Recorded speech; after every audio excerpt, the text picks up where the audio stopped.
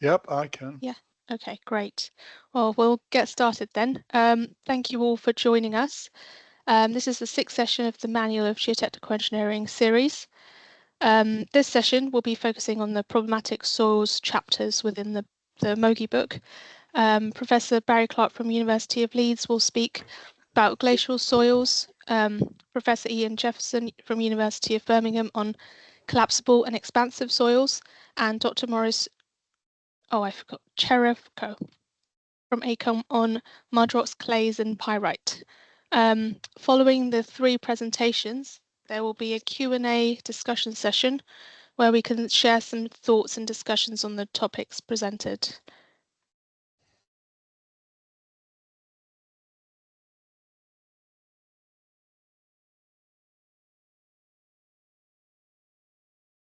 So this is the sixth session out of 15 or 16 sessions held on the chapters from the MOGE book. The aim of the series is not just to highlight that this source exists and has been updated, but also to engage a wide variety of audiences in the current discussions and opportunities in our industry.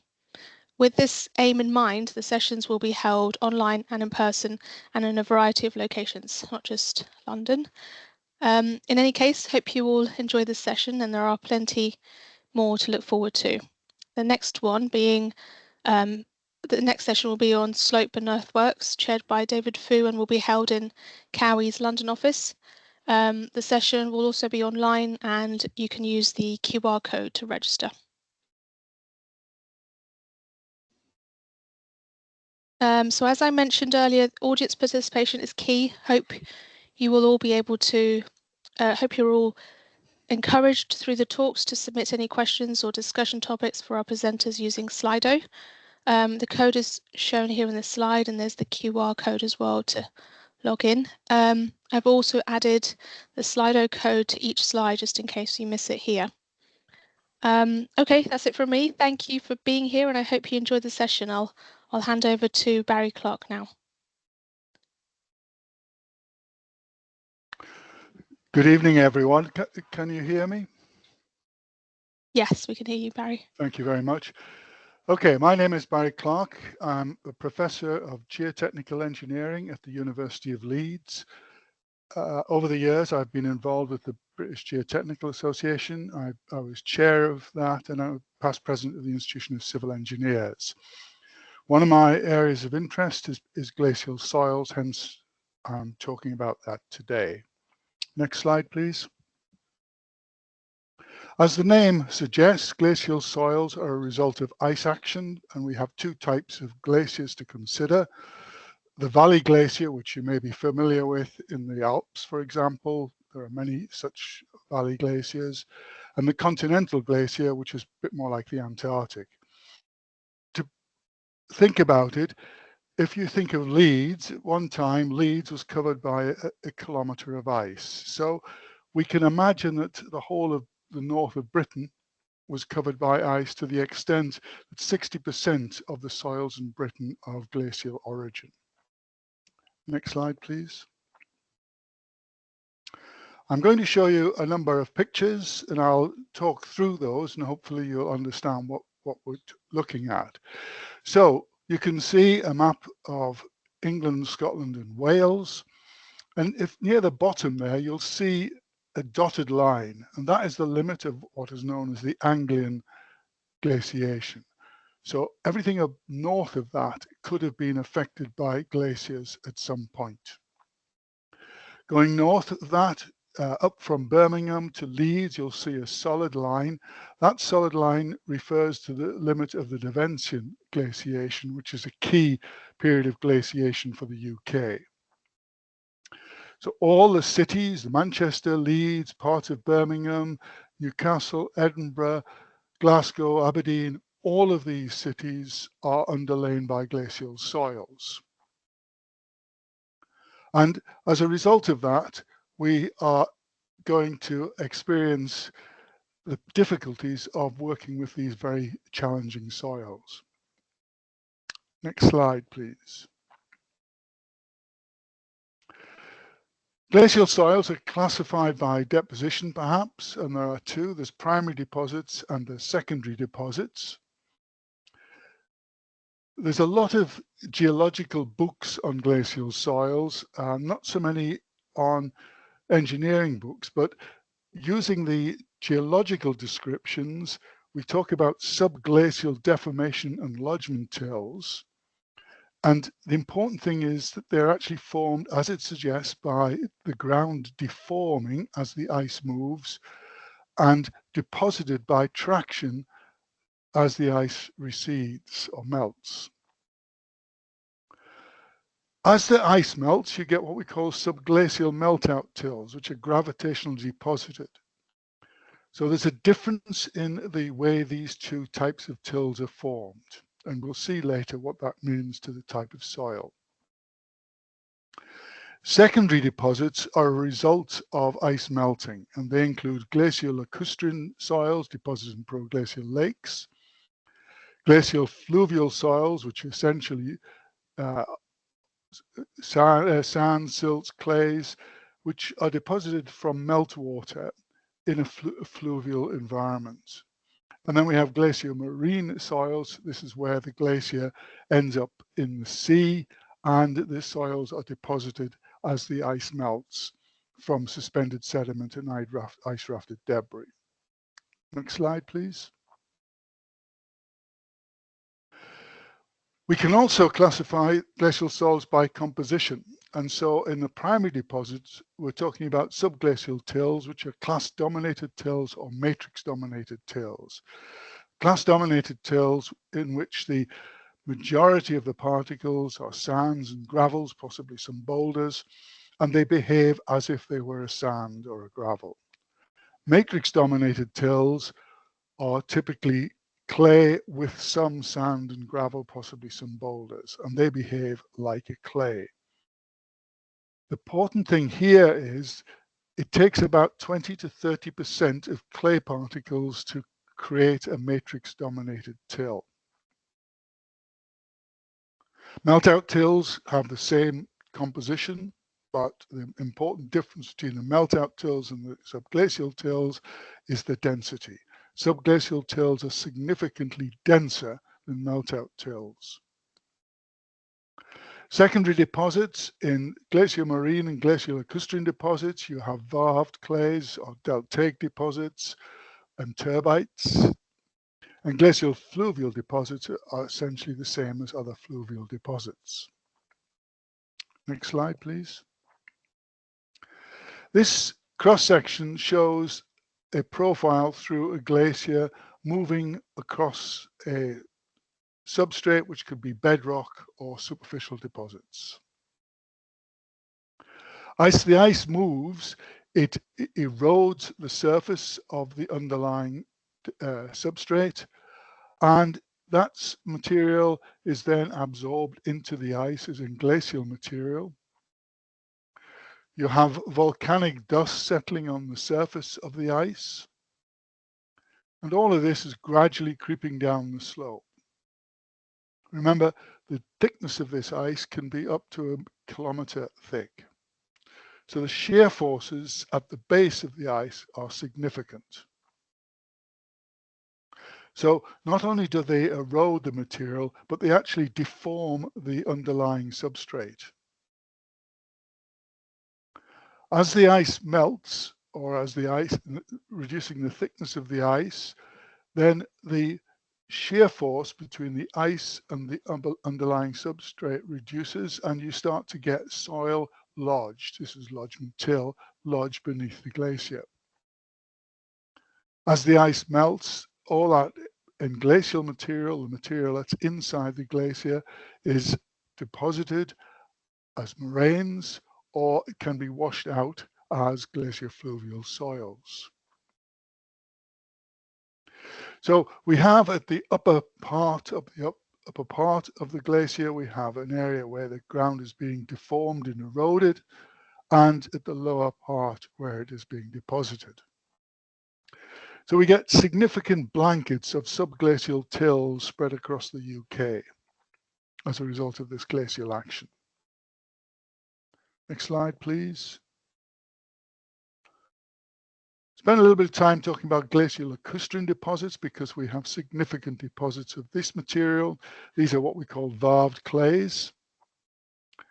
And what you see here is a glacier, and as the glacier is melting, the material that's captured within the glacier flows out into the lake, and the sediment is deposited, and it is deposited seasonally, so you get layers of clay and silt-sized particles.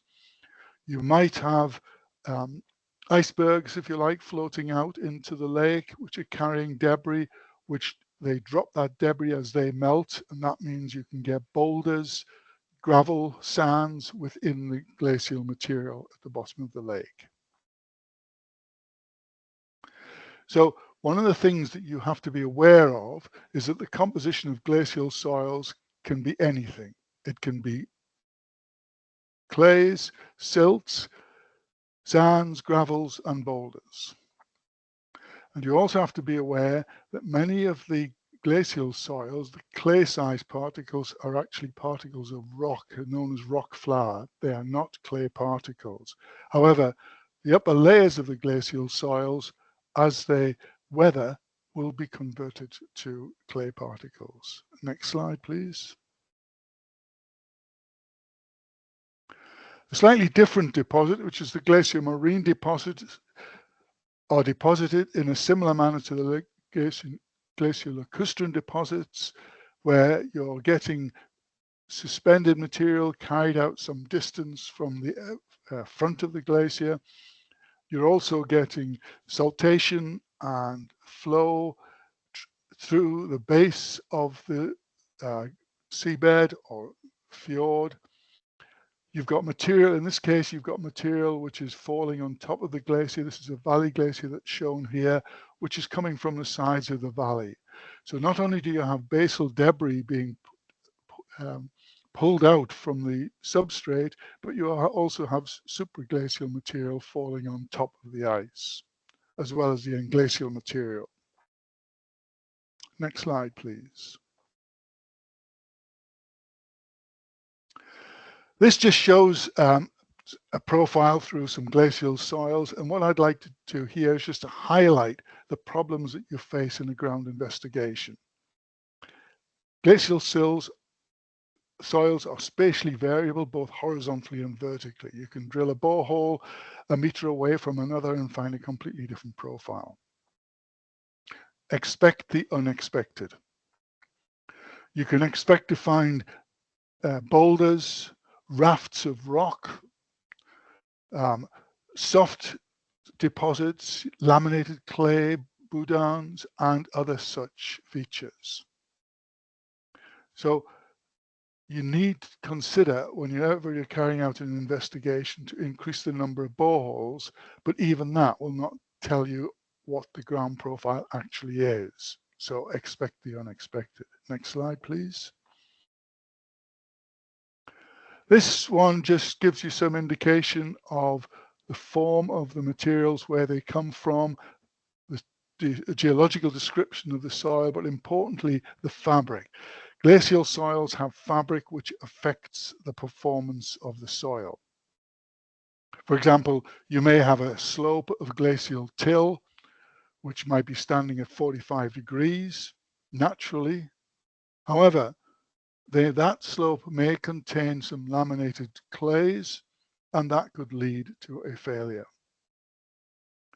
So it is important to get a very good description of the materials, but specifically of the fabric and structure of the soils, not just the composition. Next slide, please. So, really in summary, glacial soils are spatially variable, both horizontally and vertically, which means the composition varies. The physical and mechanical properties vary, and it's extremely difficult to get representative samples because of the composition and fabric.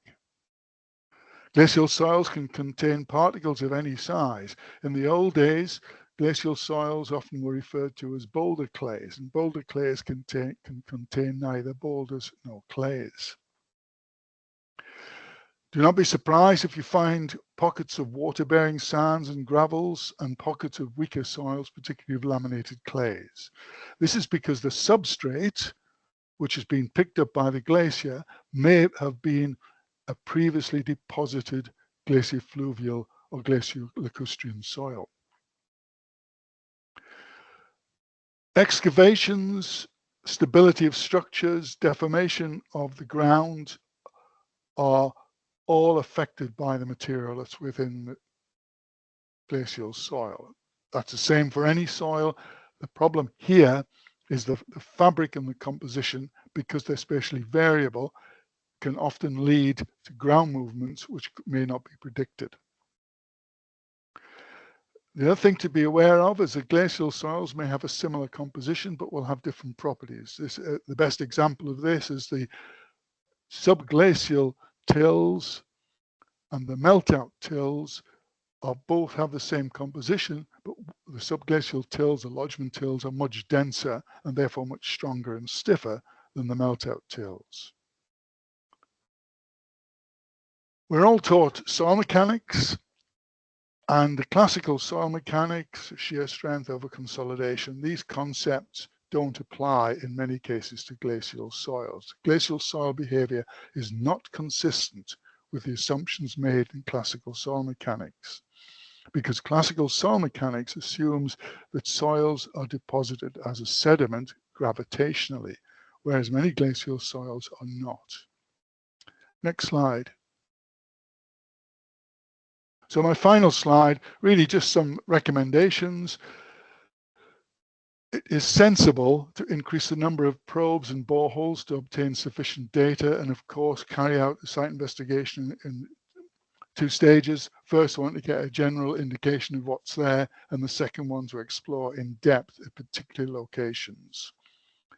Take as large a sample as you can, because you get a better indication of the composition and of the fabric. It is possible with these soils to test reconstituted samples to get the soil properties, but the important thing here is to reconstitute them at the in situ density. In other words, if you use a triaxial machine to consolidate a soil, you will not achieve the density that which would occur in situ. Expect glacial soils to contain materials that will affect excavation stability and deformation. Expect the unknown. And with the introduction of the next generation of Eurocode, treat glacial soils as complex. In other words, use the code GCC3. Thank you very much.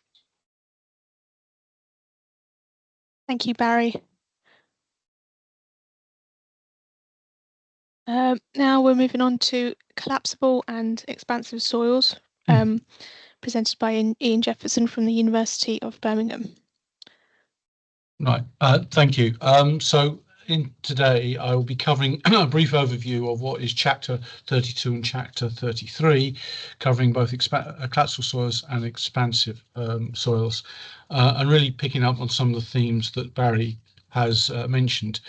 It's worth noting, like glacial soils, these soils also present a significant challenge to classical soil mechanics, and there are adaptations and things to be aware of when dealing with that. Next slide, please. So why are these soils particularly a challenge? Well, some of this you will obviously have awareness of, but here's just 3 examples which illustrate the point. So on the left, you'll see there an example of a building that's had some form of distress and remediation. This was a row of houses that were built over an old hedge line on an expansive soil. As that hedge line is taken away, the water content, the moisture content has changed, water has been drawn in through various mechanisms, and swelling has taken place, causing distress to the building. The next 2 are on the collapsible side of the equation. So the one in the middle is a monument. This is in China, and this is where it's been sat quite happily for a number of centuries on a collapsible, this soil, in this case, a Loessic soil, but subsequent irrigation for farming practice has caused an increase in the water content and the water level and generated a collapse of this a significant ancient monument. The one on the right is more common probably to what we see in UK and countries like that. Here, this is in Derbyshire. This is where you've got a building that's transcending the edge of a quarry, where the quarry itself has now been infilled with unengineered fill.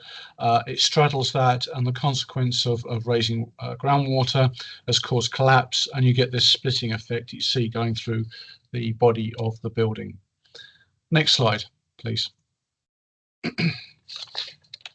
So, just to draw together a comparison between collapsibles and expansive soils, in some respects there's some commonality, but there are distinctive differences, and these are what I will highlight shortly here. So if we look at the diagram on the left, you'll see a classic type odometer plot where you've got a log of pressure against a void ratio, and what you've got there is a curve for the saturated response and the natural water content, i.e. the unsaturated response. And you can see at low stresses where water then occurs, you get a swelling effect that occurs, so you get an increase in the void ratio, and that's where you get these uplift pressures. And these uplift pressures can be very significant, and you can see the damage it can cause to buildings. Once you get to a much larger pressure, then the opposite can occur, and you get a change in the characteristic where you get a volume decrease, and collapse can occur as water is infiltrated under that loading environment. These effects occur relatively quickly in a normal loading circumstance, and this very much depends on the nature of the deposit, its geology, geomorphology, and other aspects. Clearly, suctions are a key part of what we have to assess here to understand that, but it's not quite straightforward as a simple matrix suction, as illustrated in that top right-hand corner.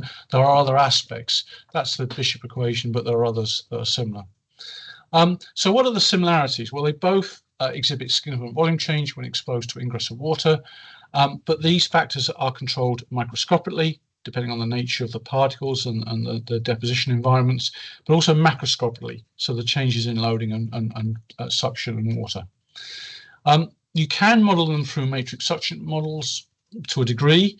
However, there are limitations with that. Some progress has been made, which allows some numerical analysis to take place, but with a word of caution. There is some significant geological and geomorphological factors that need to be accounted for. Under the right conditions, the main difference is any soil can exhibit collapse in its response, and I refer you to chapters 29, 30 and 34, where there are further examples of that. So that could be naturally occurring soils formed through various geological and geomorphological processes, or they could be anthropogenic in the case of non-engineered fill. The key we'll see on the next slide. Expansivity, though, where there are certain conditions, there's also an aspect related to the nature of the material, in this case the mineralogy that makes up the soil, and that's where you see a particular propensity for expansivity to take place. Next slide, please. So focusing now a bit more on collapsibility, essentially collapse is a process by which you take an open fabric, as illustrated in that top right-hand corner, where there's an open fabric with a relatively high void ratio, where particles, larger building particles, silts or sands, are held together at contact points by some bonding agent. Those agents could be clay, they could be calcite or other cementitious issues, or they could be suction effects. And there's very high shear strength at the contact points that allows a very solid, stiff structure to form. And that's where you can actually see these vertical slopes that can be cut into, for example, Loessic soils, etc. However, if there's a change in the water content or load, dynamic or static, you actually can then destroy or break those bonds and cause shear movement, and it collapses into a structure that's much more compact after loading, but the material is then therefore much softer. And you can get a significant volume change over a relatively short space of time, where 10% by volume is not unheard of. So it's important to understand the mechanisms involved, and different soil types obviously are bonded and generate in different ways, with natural soils like loess linked to glaciation periods generating the periglacial environment typically have clay and other bonding materials, whereas anthropogenic materials may be more suction related. And as an illustration below, you'll see on the right hand side of the scanning electron microscope picture, silt particles with clay coating them, and you can see the bridging between the clay particles that's holding that structure. Or on the left hand side, where you see a sandy arrangement, where you can see the clear capillary of suction generating that negative matrix suction, poor water pressure, and then increasing effective stress to help open up that structure. A little bit like sandcastles and the way they work. Next slide, please. So what's the challenge? Well, one of the most challenging environments for collapsible soils is quantifying the amount of collapse, but particularly the assessment of the wetting extent and the degree of potential for future wetting.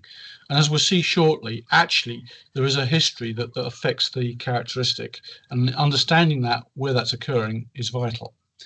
Traditionally, we have used index tests, or commonly the one on the bottom left hand corner there, a double odometer test. And here you can see a sample is taken and placed in the odometer cell, one that's unsaturated, one that's saturated, and that would be the yellow line, the sort of purpley line. And you look at the difference between them over different loading, and that gives you the collapse potential. Or you can do a single odometer test where you take a dry sample, add water to it at a certain load, in this case typically 200 kilopascals, measure the amount of volume change, and that gives you an indication of collapse. So that's very much an index test. That tells us that there's collapsible potential there at different loads. It's not the best for quantification. There are other ways to look at that. It's still a challenge. The key, though, is understanding what happens during the collapse cycle and how that changes with its history. So following the work of Houston, you'll see that on the right-hand side, there is a plot showing you essentially on the left-hand y-axis percentage of collapsibility, on the right-hand side y-axis matrix suction, and then the x-axis degree of saturation. And this is the laboratory tests, but it gives the general picture. The numbers vary slightly, but what you can see there is around 50% saturation, between 60 to 80%, maybe 85% of full collapse has occurred. So without that increase in saturation beyond that point, you've still got some potential collapse to occur. Once you reach around 70% of saturation, generally speaking, depending on the soil, most of the collapse has actually taken place and the properties of the material have changed significantly. Next slide, please. So this is just a quick sketch to show where we're going into some of the constitutive models that have been generated. One of the most famous being the Barcelona model, or the modified Barcelona model from Alonso and Gens, where they're plotting out and mapping out and predicting volumetric strain, collapse, potential volume change.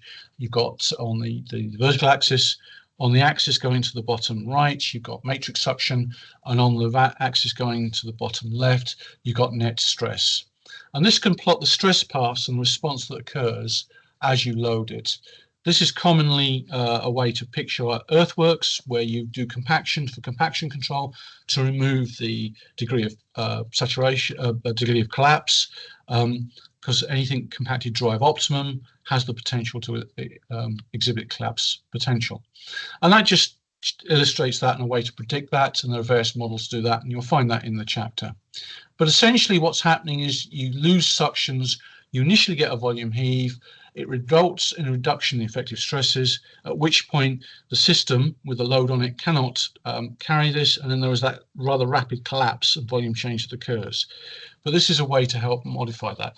However, there are a number of assumptions that underline that, and that's something to be mindful of. Next slide, please. A more traditional way to deal with this is use field tests. And the reason we tend to use field tests is because taking samples for laboratory tests is extremely difficult. The highly sensitive nature of the material means that it's really difficult to not affect that structure and the collapsibility that could occur. So we've got some work. This was done in Kent on the brick earths down there. And the central lithological log shows you the distribution and nature of the materials. So you've got a bit of topsoil from about 400 millimeters, and then down to about just over 2 meters depth, you've got one type of loess deposit or brick earth. Between 2 and 3, there's another one, and then below that there are gravels and other matrix mixed in with the London clay, etc. What's interesting about this is we did a collapse test following a range of different investigations, and this shows the powerful nature of using geophysics that's properly calibrated with standard simple laboratory tests to help that calibration. And the 3 plots to the right of that lithological log illustrate this. So we've got on the first one right next to it a cone penetration resistance. You can see in the top loessic layer, the top 2 meters, a slight decrease. Then it reaches around 2 meters and there's a slight increase. And then below that, typical of granular deposits, you get this highly increase in variable nature. So it helps show there's something, but it's not really clear what's happening in that sense. So if we go to the one on the far right, there you see something that's more revealing. And what you've got there is porosity and saturations measured with water contents down with depth. And you can see there that the porosity actually doesn't change very much or very markedly. And often porosity is measured in the laboratory to get an idea of the collapsible nature, but sometimes it's masked. And it's actually more important about the nature and distribution of the types of pores that control the nature of collapsibility. So the average value might mask that. What is more revealing, of course, is the degree of saturation. And consistent with what the previous slide showed, where you've got a deposit that's up to about 70 to 80%, the soil has actually collapsed. Once you get to around, drop down to about 40% and it stays there, you can see that you've got a collapsible deposit. And in fact, that's what we actually saw on site. So the top 2 meters, which is a younger deposit, is collapsed due to the environment that it was deposited in. And then the layer, the meter below that is collapsible. That's verified by other testing, and you can see that change. And what we undertook was a series of geophysical tests. This one is showing apparent resistivity because it's more linked to water contents, and you can see there the relative change from there. So you see that for the collapsed deposit down to about 2 meters, a relatively low resistivity, but you get an increase in resistivity when you reach the collapsible deposit. What this allows you to do is actually map, and we have done, across the site to see where the pockets of collapsible deposits exist and where they don't, because it's not uniform across the site. In this particular site, there were pockets of London clay and chalk underlying these deposits, and actually where you had the London clay, the material's already collapsed because of the nature of the way it's interacted with water. You generally need a permeable stratum underneath the collapsible deposit to maintain that collapsibility. The diagram on the left just shows you measures of collapse on this site. The thick line shows you the water level, and the other lines are showing the settlement. And you can see as the water level increases, so you get settlement taking place, but taking place in different depths in different ways. And there are other ways to measure that, and the BRE and other places have produced various in situ devices to do that. Next slide, please. So there are various ways to mitigate against collapsibility. The chapter takes these. I'm going to illustrate one with a quick case study, and that's the one circled on the top right, where you've got a soil cement cushion. Next slide, please. So looking at the 2 diagrams on the right hand side, this is demonstrating a case study that demonstrates how to deal with collapsible deposits. This is dealing with a natural collapsible soil, in this case loess. This was a communication TV tower in Mourice in Bulgaria. It's just off just below the banks, the south side of the banks of the Danube, on what is a silty loessic deposit, highly collapsible with quite deep deposits of several tens of meters. and a high risk for a structure that's going to be 50 meters high with wind loading. So the way this was combated was the foundation, which is in the middle diagram denoted by 2, was then placed on and built on a treated platform of a soil cement cushion made of 3 layers of decreasing amounts of, in this case, cement added to it, starting with around 6%, 4%, and 2%, mixed in and dynamically compacted to form that platform of stiffened material, and therefore spreading the load that transmitted down to the ground in a safe way. So, very effective way to do it. There are a number of different techniques that can be used. The one on the right left is an interesting case study. This is the Clifford Tower in York, built in Norman times, William the Conqueror, around 11th century. And this just illustrates how collapse can stay built into the soil type until there's the changes that trigger that collapse. In this case, the Clifford Tower was built without engineered fill. It sat quite happily there for nearly 250 years. There was a major flooding event because this was on a relatively low-lying area near the river, and it caused collapse to occur and significantly distressed the building, which was major cost to repair. So this ability to stay within and withhold that collapsible potential for many, many decades or 100 years is something to bear in mind. Next slide, please. Another aspect is dynamic loading, and that's true for work that's been done on roads and other infrastructure. I've taken this example from Tashkent, and this was after an earthquake event. One of the biggest earthquake events took place in China in the 1920s, where the size of Ireland moved during the earthquake, and that was catastrophic. This was not quite the same. This was an earthquake event that was registered, and the consequences you can see here. So the right-hand diagram shows you the distress caused to the building built on Olersic deposits in Tashkent. And you can see the shear failures, etc., the foundation failures that's caused that distress. On the left-hand side is showing you the history, seismic history, as measured by an intensity scale. That's a Russian or Soviet intensity scale. But the key message here is that you can see from 1978 to 1981. In 1978, where you had an intensity event measured by a 0.5, you got collapse due to that shaking causing shear failure at the contact points and then causing a collapse to occur to a certain threshold.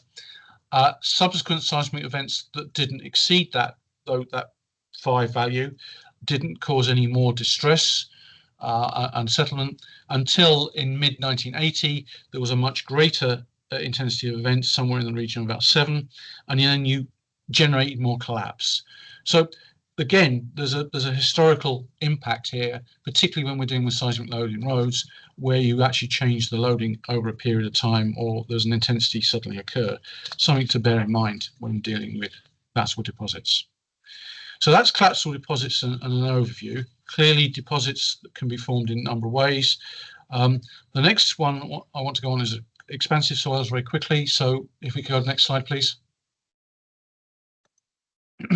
So these are expansive soils. So expansive soils, obviously, where the volume increases and it causes distress. On the left-hand side here is a building. This is somewhere in the southeast where there's been significant uplift against the building and caused distress, as you can see there. On the right-hand side, this is from the US, and you get this very common undulating effect in pavements where expansivity has taken place, and often you see a crack down the middle of the road where it's actually then pushed to one side, because you get a differential of water content exist under the foundations compared to the side, particularly in arid climates. Next slide, please. So the global distribution of expansive soils is wide, and you can see this on the map on the left. Note the deposits in US, across Asia and Africa, with some smaller deposits in Europe. In the UK, you'll be familiar with this geological map. The key one is the sort of orangey brown colour, where you've got the London clay outcrop. Interestingly, you'll see that there's more expansivity towards the eastern side of London and Essex, where there's more smectite content as a function of the depositional mode that was faced when the deposit put down. The mineral causing this expansivity is montmorillonite. So here you can see the range. What's important to note, and this is an interesting fact, is that the cost of dealing with expansive soils is, in the UK, it's as little as a few tens of millions of pounds per annum. It could be, in a particularly dry seasonal event followed by a wet period, many hundreds of millions of pounds per annum. And that's examples of that date from 1971, where we've had that data following the work in the BRE. Globally, though, the impact is much greater than, is more than 10 billion US dollars per annum, making it one of the most expensive, if not the most expensive, geohazard in the world, more so than earthquakes and other events. Next slide, please. So key features of the nature of expansive soils is the macroscopic and the microscopic.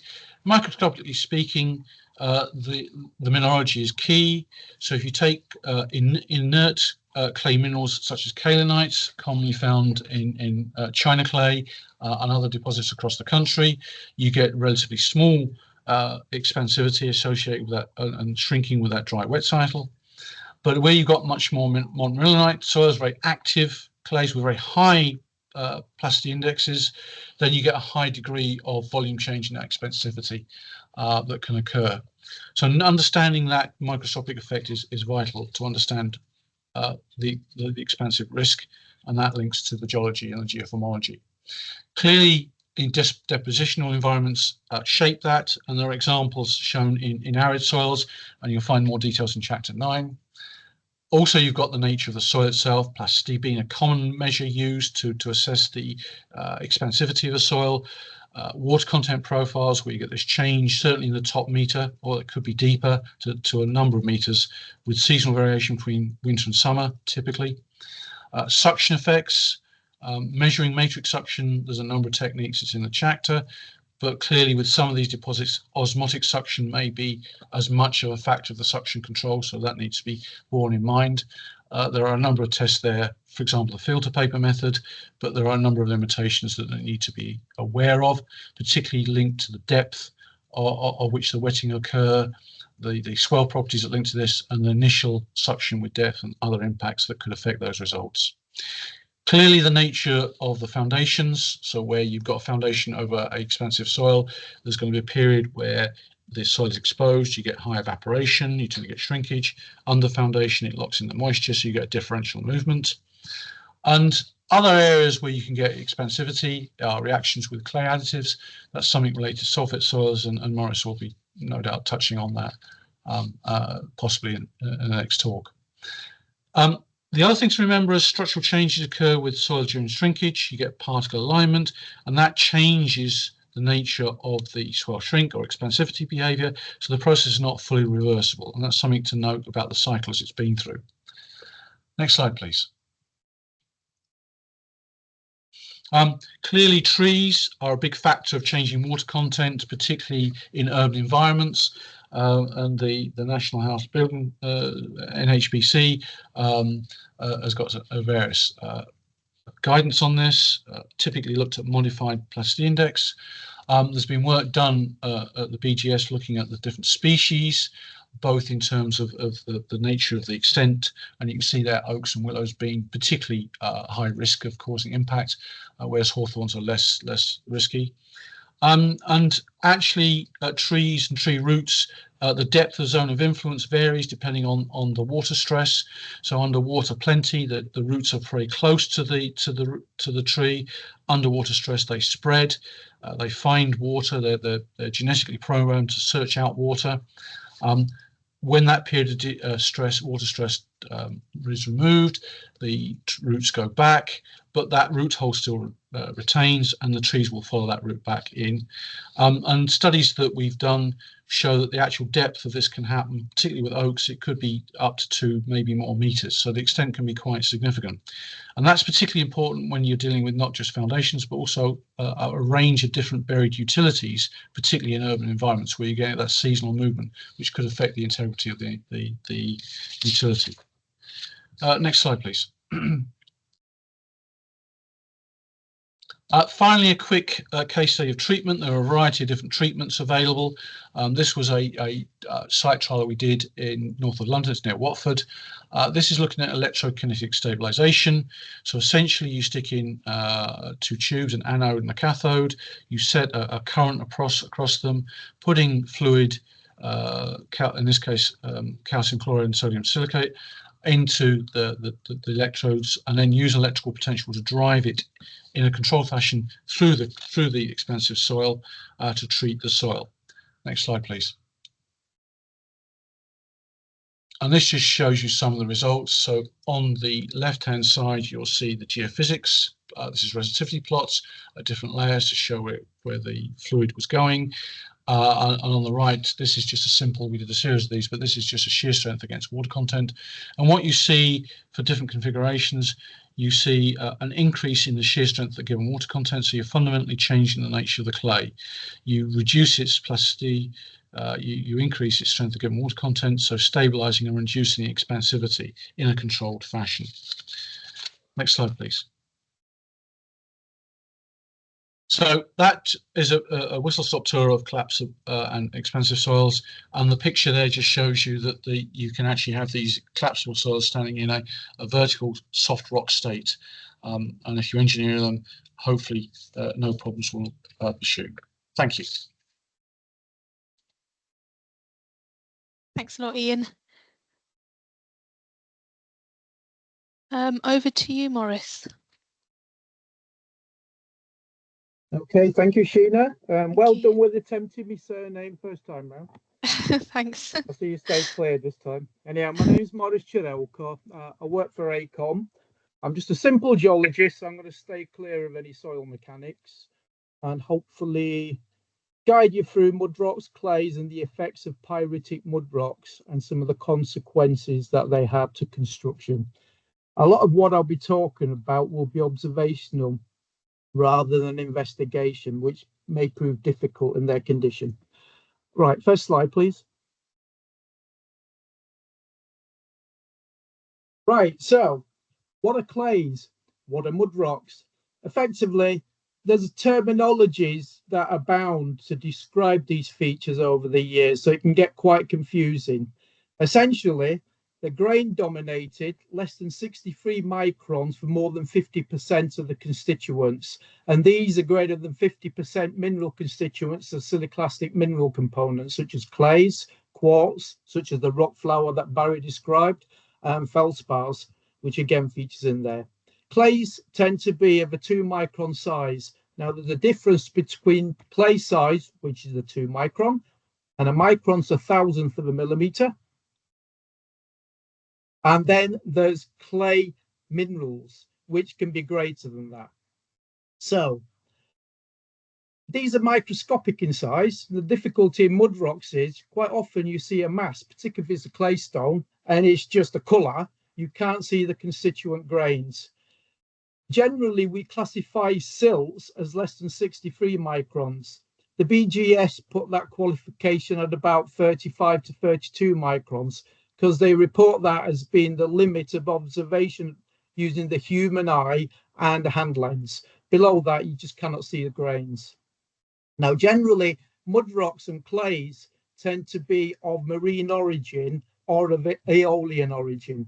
So these form either under anaerobic conditions, which lack oxygen, and in that situation, you get sulfur is deposited in these systems. So where there's no oxygen, it will precipitate and deposit as a sulfide, the reduced form. Under oxic conditions, such as at ground surface, where there's available oxygen, the sulfur form that is stable is the sulfate. So this is reflected as well by the colour of these deposits, which is very important.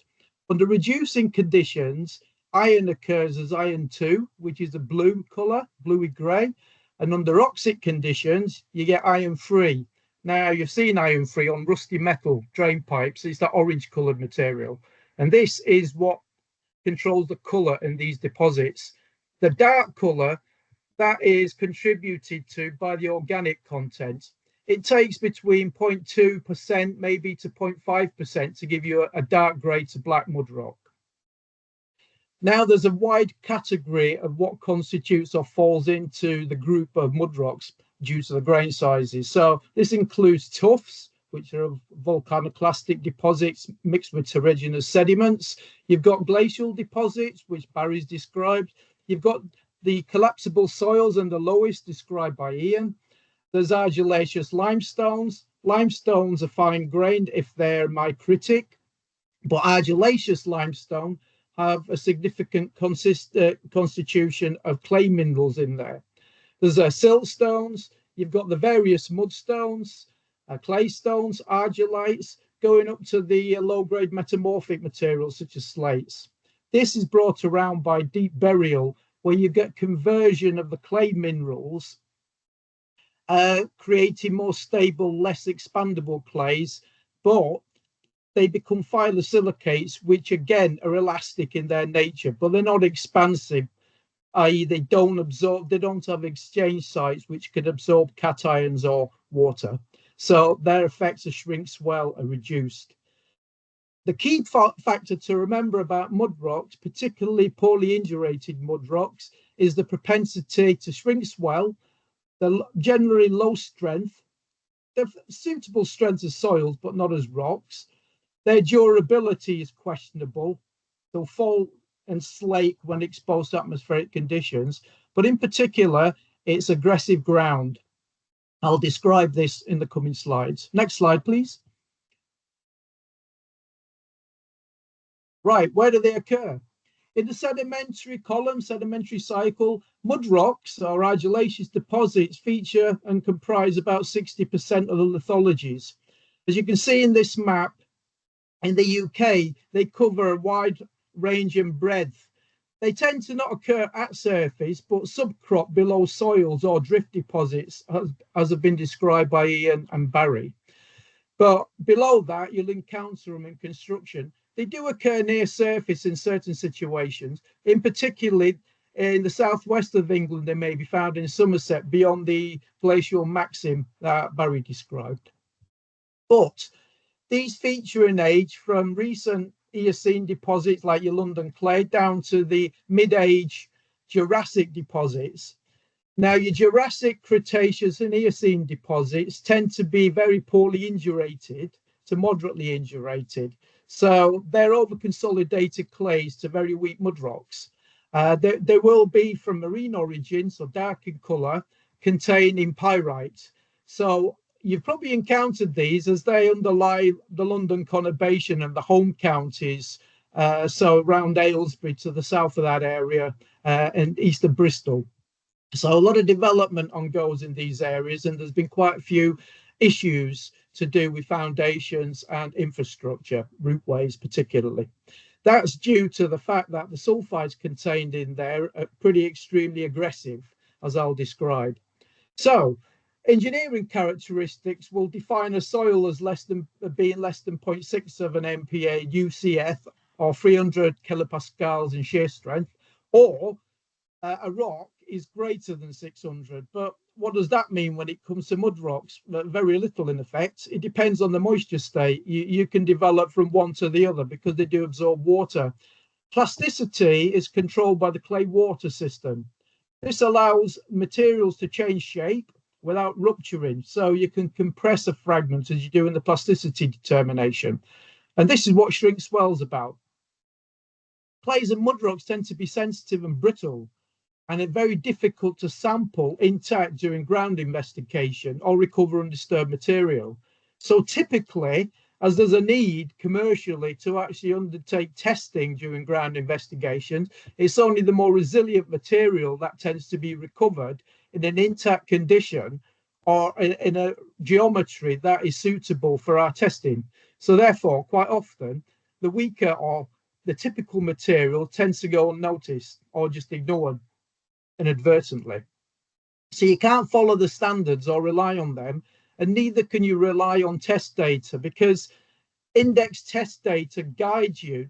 There's no absolute values that can define a mudstone, its condition, its state, or its performance, especially if it contains minerals such as sulfides, i.e. pyrite, which are unstable, because these will change once you recover material or expose it to atmospheric conditions. Next slide, please. Right, some of the implications, as you can see here in these images. The top right image is, these are cold measures deposits.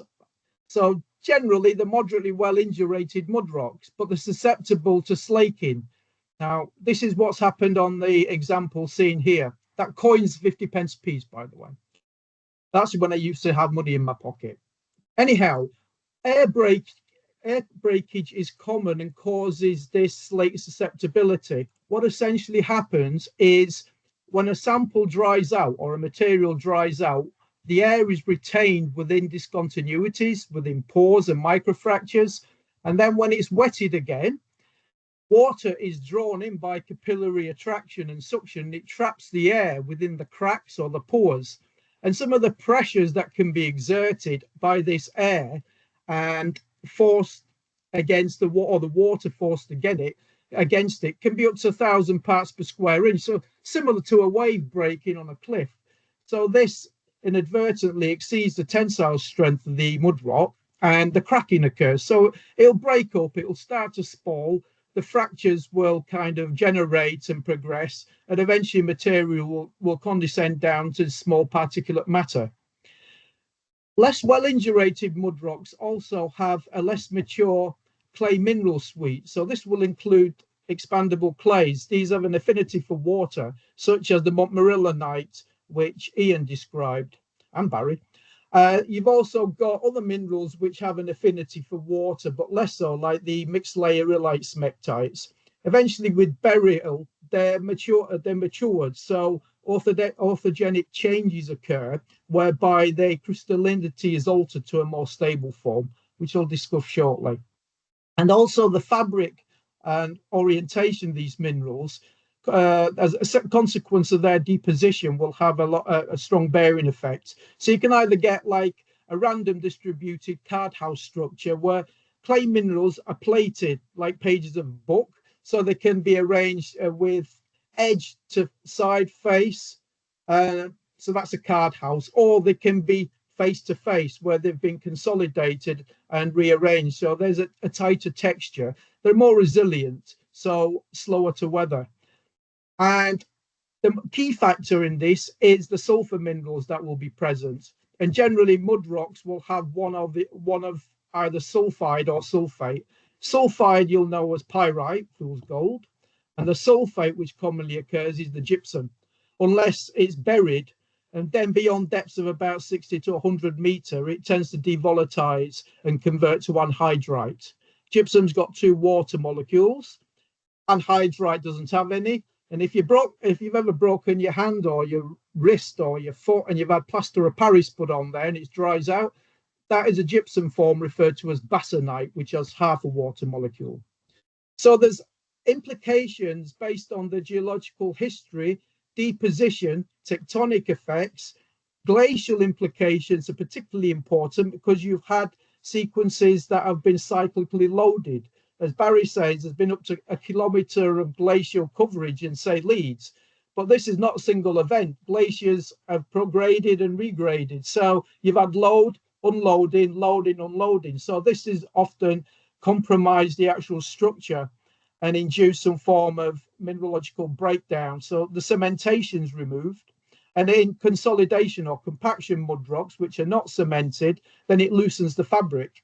And in cemented mud rocks of low induration, it will crack the actual cementation. So these may appear fine during investigation, but in a short period of time, they will deteriorate and degrade, particularly if they contain pyrite.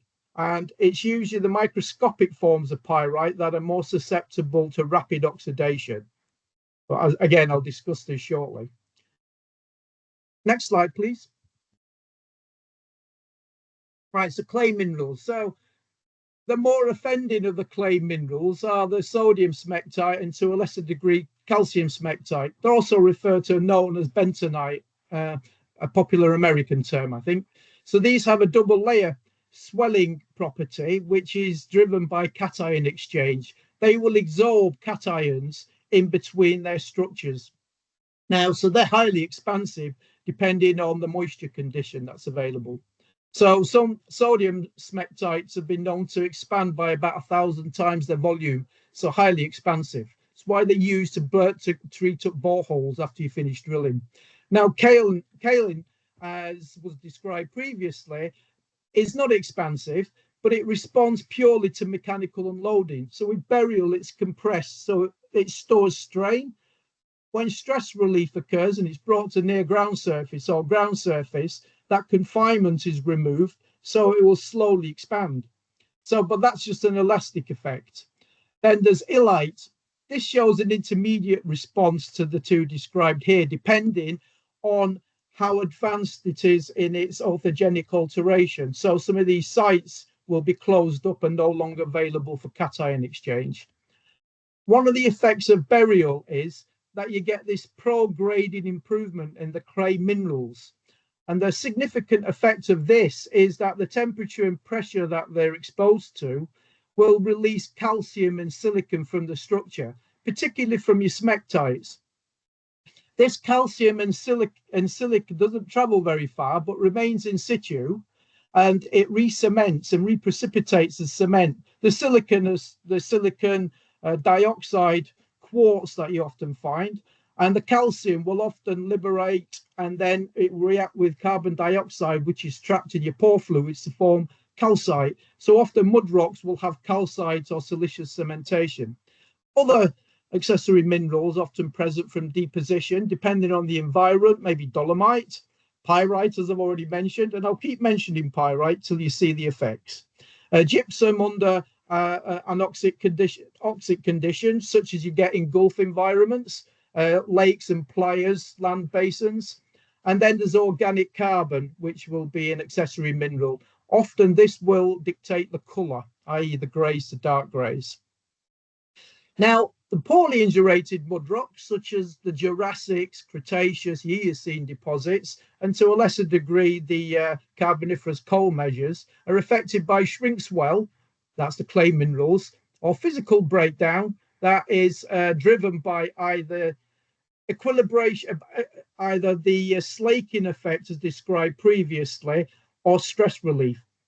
Now, when you get equilibration of depressed water, when surcharge is removed, such as in excavation, this is a slow effect. It's stress relief, and it's what you'll see forming the cracks that you often see a few days after it's been exposed in excavation. You also get physical, chemical, or osmotic responses. This is the clay minerals, which are then suddenly removed out of their confinement and access is given to water. So they'll absorb water or lose water, depend on the hydration state. And then you get this air breakage, which is a significant feature. As you can see in that bottom right image there, depending on the structure, which goes from, in the left column, you've got the card house structure shown at the top, down to the stacked columns or platy arrangement down the bottom. So this is often reflected in the behavior of mud rocks when they're placed into water. They'll slake, break down, or slowly develop fractures, depending on the condition. And this is also affected by burial and exhumation. So stress and confinement consolidates, and then the removal of stress and on cyclic loadings and exposure to water and atmospheric conditions results in relaxation and breakdown. Next slide, please. Right, so here's a graph that shows, or a table that shows the effects with burial and some of the depths. So the early diagenesis is the top right image I'm referring to. In early diagenesis, this is where you get development of clays and over-consolidated clays, and you can get weakly cemented mud rocks they're poorly indurated, but they're bound, and that's dependent on the, say, minerals that are present in the depositional environment, such as if it's marine, there may be quite a bit of calcite. So it'll precipitate out and form a weak cement. But these will have expandable clay minerals, such as your smectite. In aeolian deposits, you get this mineral, the chlorite equivalent called coransite, which has got exchangeable sites in there, and it's sensitive to fresh water, so it can induce a degree of expansivity. Now with burial, so this is down to about 3 or 4 kilometers. Beyond this depth, the temperatures get to about 100 degrees C, depending on your geothermal gradient. You get conversion of your smectite. So typically it'll convert to illite smectite, that's a mixed layer clay, and then eventually with deeper burial into the late diagenetic zone, just approaching the low-grade metamorphic zone, say about 6 to 8 kilometers, this will be destroyed and you just get illite minerals. With further burial into the metamorphic zone, so down to beyond 12 kilometers, illite tends to stabilize and convert into a phyllosilicate mineral, such as ceresite or muscovite mica, which I'm sure you've all come across. So this prograding change with burial, with the pore pressure decreases, volatiles are expelled, which is the water and the trapped gases. So usually down by 600, 800 meters, you get a lot of devolatilization, and you also get conversion of organic material. So organic material, when deposit, contains water. With burial, this water is driven off and it's just carbonation occurs. You get carbon that remains. So as you see some black slates and dark mudstones, that's mineral matter, is carbon from the deposited organic material. So effectively, you get this improvement. So in general, the younger mudrocks, these tend to be post-Permian, Jurassic and younger, tend to be poorly to moderately indurated.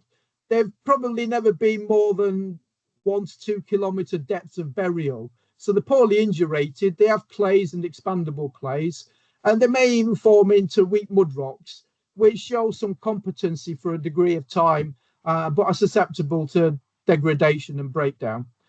So they have plasticity, they have a tendency to slake, the lower durability and of lower strength. Then you go into the well-indurated mudrocks. Generally, they've been buried to a greater depth, have more geological history, tectonic effects will affect them. They tend to be pre-Permian, so Carboniferous and older. You get Ordovician, Silurian age, even Cambrian, that are metamudrocks, but they're not slates, but they're argillite, so they're well-indurated and competent material. These tend to be harder. The more stable mineral assemblages are present in them. They're more durable. The higher strength and durability means that they're suitable for low-grade aggregates, so they can be used as fill materials. So these older rocks tend to be less prone to physical chemical breakdowns because the expandable clay minerals have been removed. Well, air breakage or slaking may occur, and this is dependent on the tensile strength of the material. So if it's cemented, it may be more resilient. You can see on the bottom right image what the effects are with burial. The schematic in the middle shows the conversion of the random orientated to arranged aligned orientation down to cementation into slates down the bottom. The equivalent images are shown in the electron microscope pictures on the right. Image A shows the larger class, the silt grains, and then you see wraparound. They look like Kellogg's cornflakes. These are the clay minerals that are wrapped around the clastic minerals, the silts, and the sand grains if they're present in there. But you can see these little black spots, they're voids. When it comes down to the bottom, you can see this is now a Triassic deposit, it's a Mercia mudstone. But you can see generally there's a few voids in there which have been caused by sampling. So it's disorientated, disaggregated the material. But the grains in between, they're very densely cemented and compacted. So they have a lower porosity, more resilient. Next slide, please.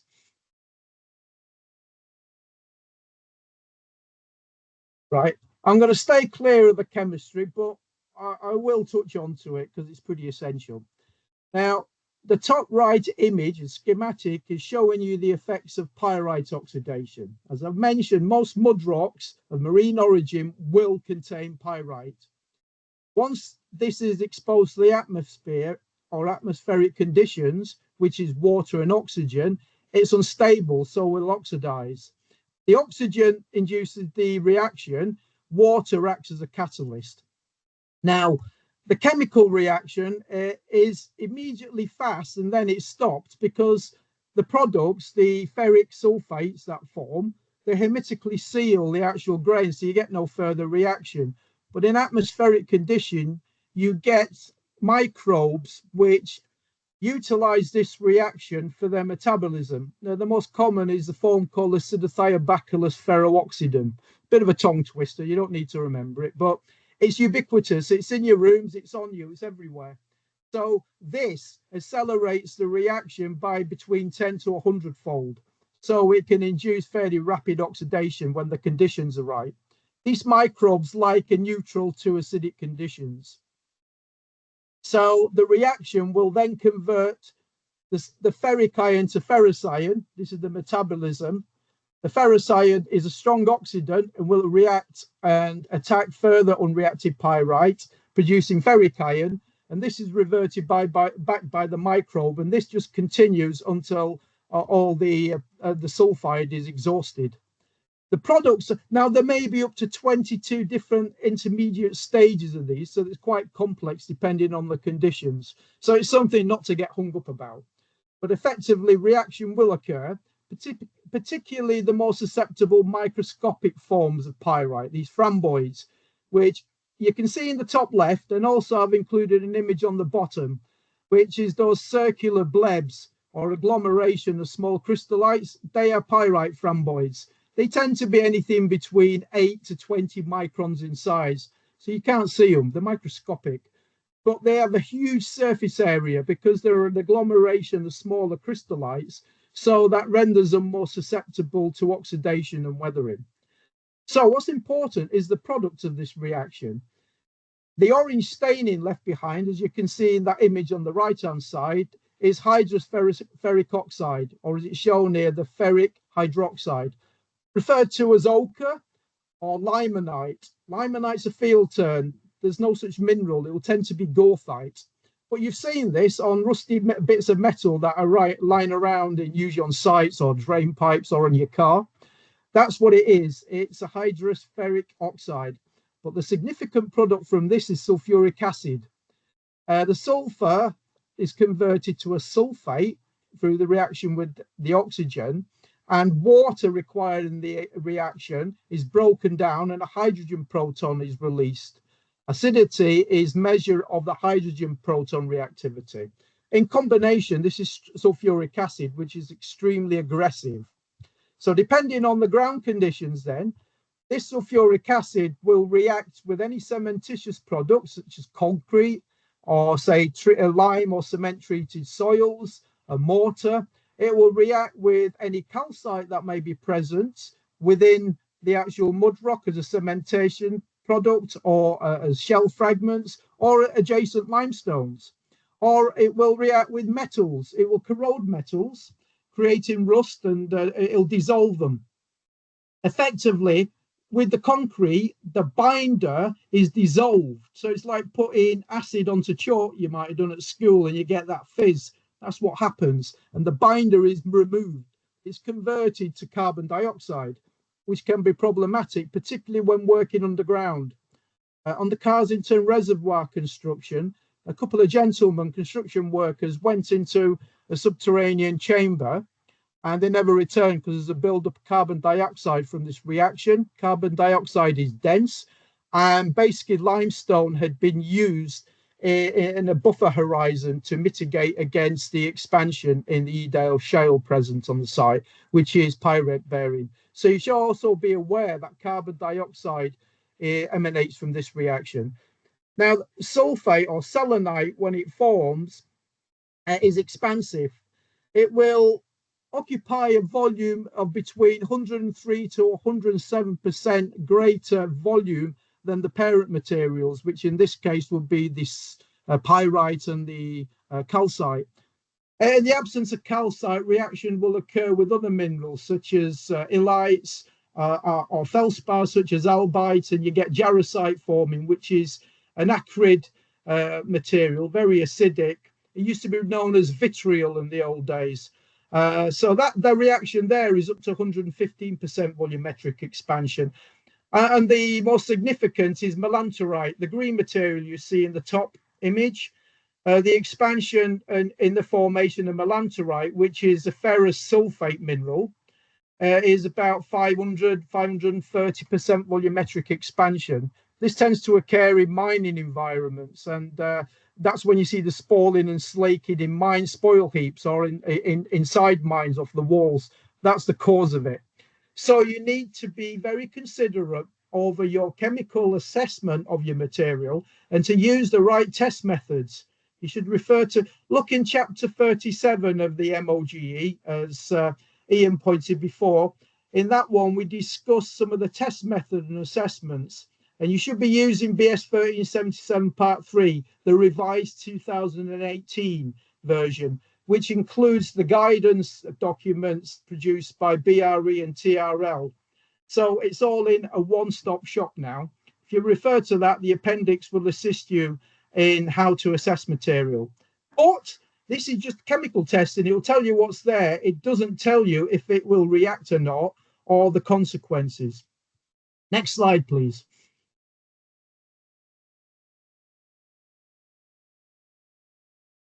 Okay, the next two slides, I'm just going to show you some examples of the consequences in case you've never come across any of these reactions. So you get degradation of the ground materials or the aggregates that are used, so they break down. So the top row, third image along, that was a competent mudstone horizon, which has reacted. It's heaved, it's moved, so you get these desiccation cracks as it slakes, spalled, and the clay minerals cause expansion and contraction, so plasticity. Also, the sulfide in there, i.e. pyrite, has reacted and it's oxidized and reacted with the calcite present. So those little trapezoidal crystals you see there are selenite crystals. Selenite is the name given to the crystal form of gypsum, and selenite is usually associated with pyrite or iron sulfide oxidation. The image on the top right where you see the hand, that was a C40 concrete. It's a track bed. So effectively that hand is pushing a spike into this material. It's got a consistency of toothpaste.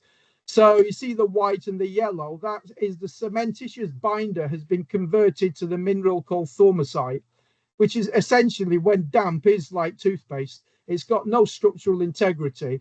Also, you will see the corrosion of the tie pins next to the rail line. They're highly rusted.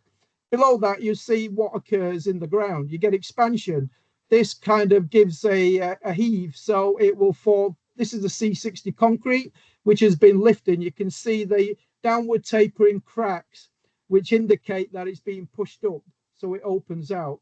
That image next to that, moving inwards, that is lime and cement treated Kimmeridge clay, a pyritic over consolidated clay to wheat mudrock. Effectively, the pyrite has oxidized and the sulfates have reacted with the lime and the cement, generating gypsum and ettringite, and no thaumasite in this case. But those minerals are highly expansive. Ettringite is a calcium aluminosilicate mineral with about 24 to 26 water molecules. So this suction of water into the crystal mass causes expansive reaction. And this deposition doesn't occur isotropically. You tend to get nucleation, as you can see by those crystals. So you get differential stresses. You get removal of constituents from one location and transfer and nucleation and crystal growth elsewhere. So this is a combination of loss and gain causing excessive differential stresses. The next image with the Komatsu excavator, there is these are deep excavations for a nuclear power station. So the treatment is a belt and braid approach for temporary design.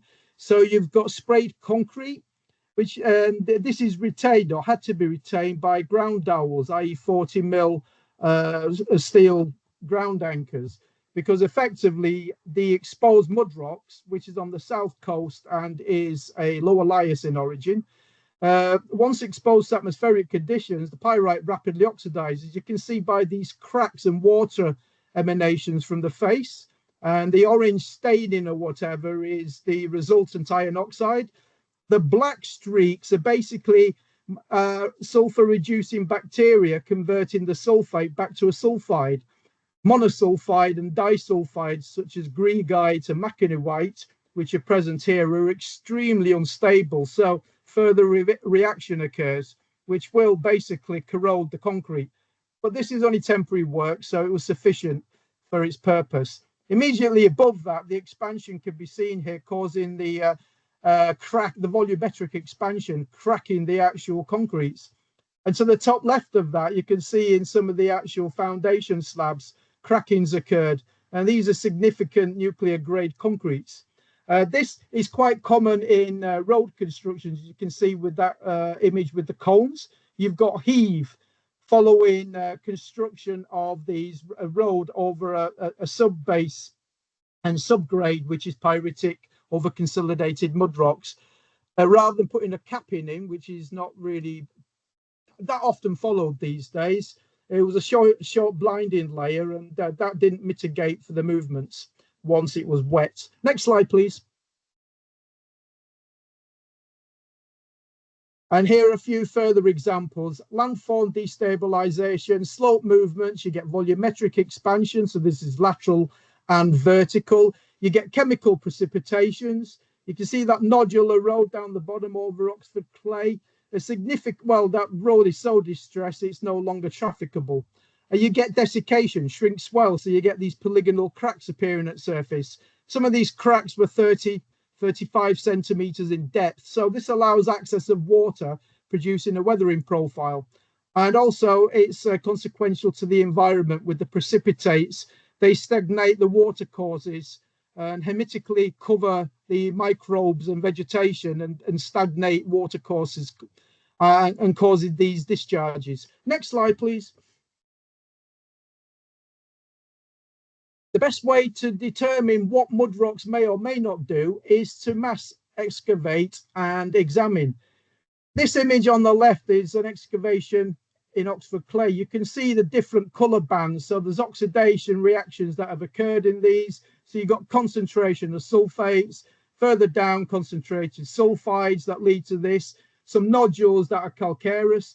So these cylinders are like boreholes. They may miss or they may capture this information. Top right, the image or whatever is a trial pit, which may capture some of this information, but not necessarily the distribution. So again, you may be left in the same situation as Barry described, where you need to do lots of excavation to put together the pieces of what may be in the ground. The simplest form is if you can gain access to excavation at old pits, ongoing works not associated with what you're doing, or exposures such as coastal exposures. It's worthwhile going seeing how these materials degrade and weather. Deep excavations are often useful, but they have to be sure due to health and safety, so you get restricted visibility. So in boreholes, often the recovery is compromised. This top right is coal measures mud rocks, and that is very good recovery. So you get discontinuities and stress relief that breaks up material. Much of it is unsuitable for testing because the geometries are not adequate for the criteria that are necessary. So it's often useful to stick a camera down the hole and observe what has been left behind. So bottom right image is an optical television imagery in Mercia mudstones. You can see the core has been not fully recovered, so there's aspects that are missing, which has been wiped out. But the camera has captured what the material in that missing zone is. And it's often the material that's not recovered that may be more consequential and of interest to you than the material you've got out of the ground, because you don't know what's there. So next image, please.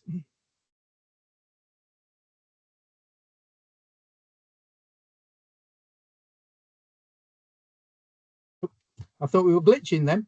So it's good to see mass excavations, and these will often occur during construction. So your ground model develops from desk study through construction phase. So you'll need to ensure that there's construction verification. So go out and look at what is being exposed in excavation and refine your geological model, and if necessary, your construction model, because these may have consequential effects.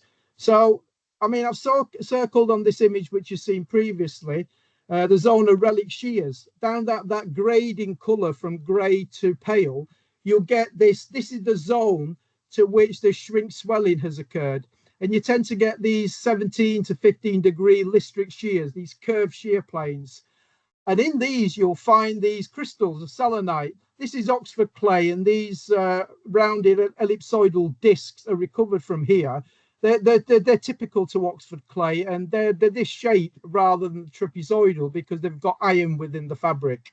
But throughout this sequence, if you look closely on the images on the right-hand side of that image, there's selenite from saccharoidal, the small sugary crystals, to nodular forms, which are cemented in these ferric silt nodules, down to the crystals. Quite often, this is destroyed during ground investigation as it's obliterated during sampling. What you need to do with these situations is then figure out where the conversion from sulfate to sulfide occurs. So that image in the middle on the bottom gives you a similar profile in Ancam clay, which again is Jurassic in age. The testing shows there's a kick at about 3.5 to 4 meters, where there's more sulfide, i.e. pyrite, at the expense of sulfates. What this usually indicates is the root zone. So as Ian was describing, roots will progress depending on the nature of the vegetation.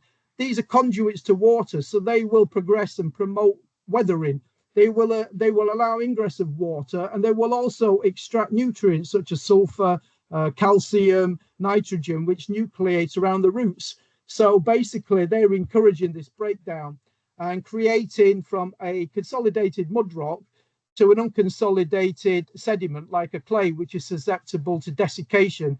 As you can see in that brown material in the image, it's desiccation cracked. It's quite highly affected. So this is the kind of ground model you need to develop, and you can only do this by observation in mass excavations or trial pits or construction excavations. Next slide, please.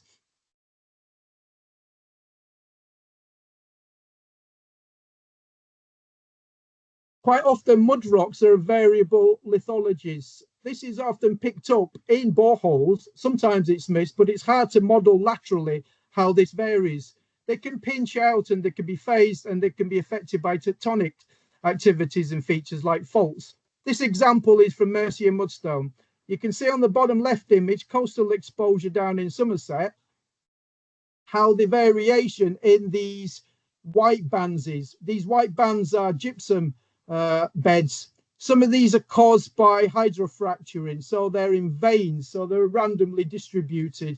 Some of them are in beds from precipitation and rehydration of anhydrite, but there's faults also present. So you got lateral discontinuity. You can't get this from borehole often. So it's often wise, or if it's possible, a good idea to look in mass excavation. This is from Cliff Hill Quarry in the Midlands on the right-hand side. There's a viewing platform, so you can go. You've got Mercia Mudstone over a Precambrian basement rock, but you can see what the actual physiological features are and how the material weathers. And this can be a reference information that you can use to develop your ground model for your site. Next slide, please. How do you assess durability in mud rocks? Well, it certainly isn't done by laboratory testing, because we don't have suitable tests for these. You've got slate durabilities, which are only suitable for more competent, well-indurated mud rocks. Poorly indurated mud rocks, as you deal with most commonly, will just break down into sediment, so they'd record a null value. The easiest way to assess what mud rocks will do and how they behave following exposure is just by observation. So the bottom left image shows the 4 stages of block weathering experiment.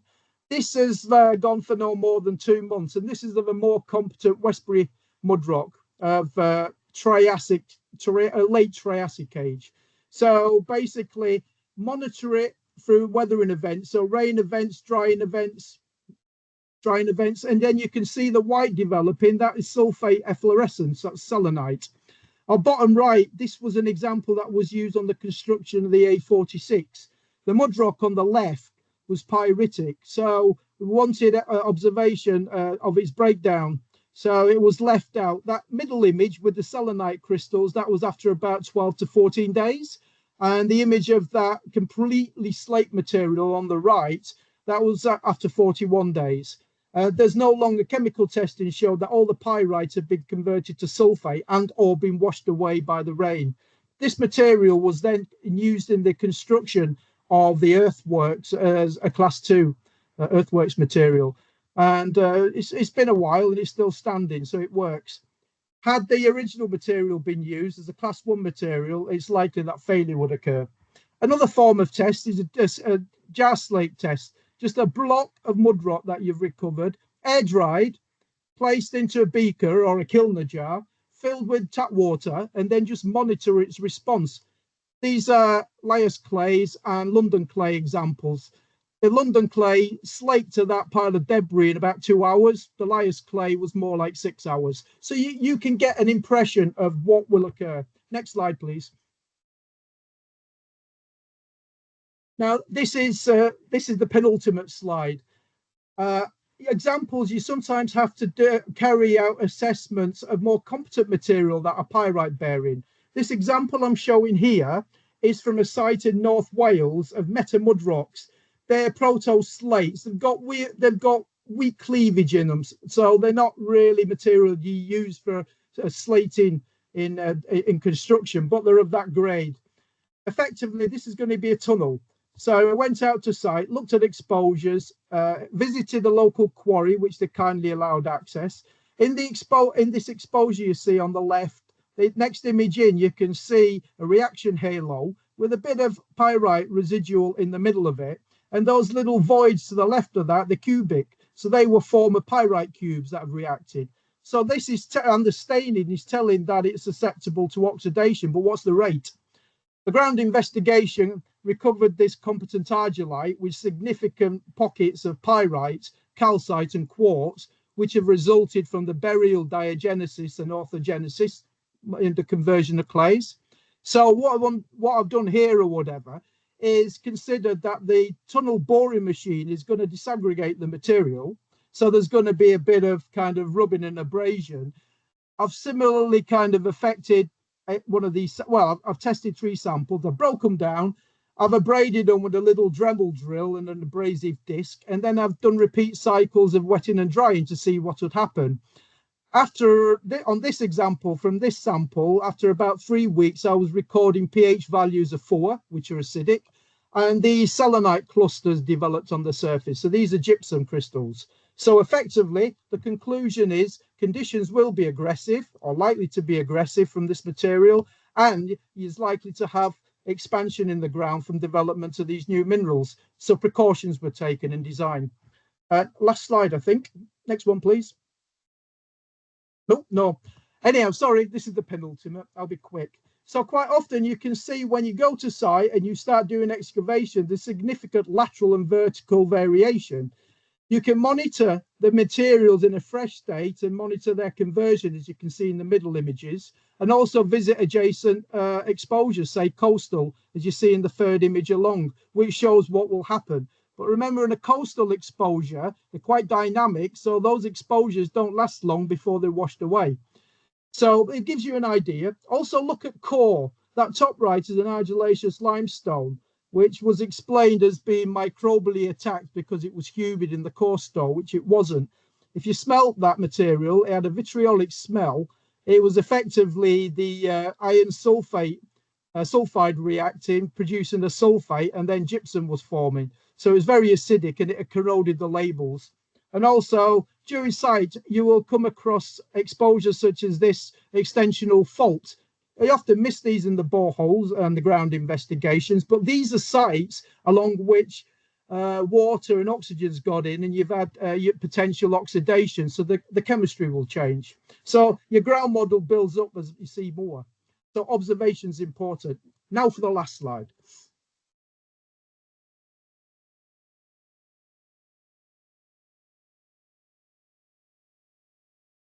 Phew, I bet you're all saying he's gone on for a long while. Well, this is it. I'll summarize. So clays and mudrock lithologies are products of burial and subsequent exhumation.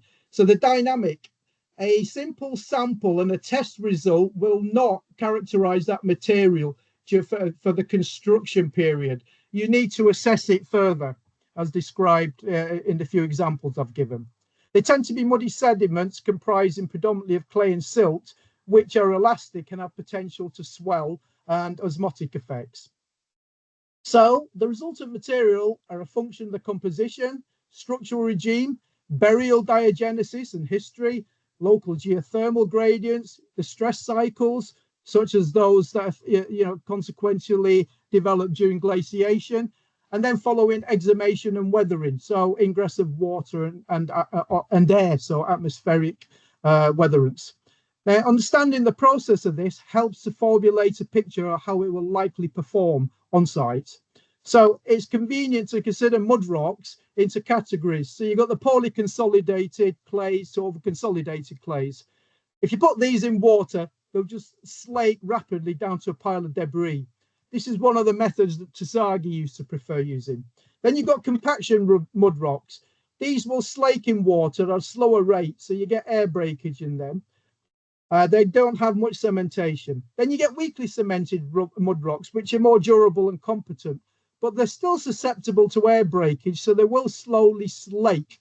And if they're pyrite bearing, which they're likely to be, you'll get reaction, expansion, and breakdown due to chemical effects, maybe slower.